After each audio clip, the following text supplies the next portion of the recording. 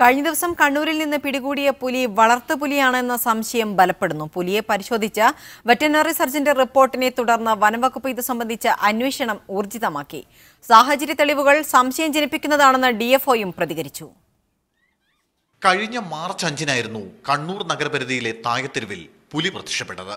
മണിക്കൂറുകളോളം നഗരത്തെ മുൾമുനയിൽ നിർത്തിയ പുലിയെ ഒടുവിൽ മയക്കുവെടി വെച്ച് വീഴ്ത്തി നെയ്യാർ മൃഗസംരക്ഷണ കേന്ദ്രത്തിലേക്ക് മാറ്റി. വനമേഖലയിൽ നിന്ന് ഏറെ ദൂരെയുള്ള കണ്ണൂർ നഗരത്തിൽ എങ്ങനെ പുലിയെത്തി? അന്നു മുതൽ വിവിധ കോണുകളിൽ നിന്നുയർന്ന ചോദ്യമായിരുന്നു ഇത്. കാട്ടിലേക്ക് തുറന്നുവിടും മുമ്പ് പുലിയെ പരിശോധിച്ച വെറ്ററിനറി സർജൻ കെ ജയകുമാറിന്റെ റിപ്പോർട്ടിലാണ് പുലി വളർന്നത് കാട്ടിലല്ല നാട്ടിലെ ഏതോ വീട്ടിലാണെന്ന സംശയം പ്രകടിപ്പിച്ചത്.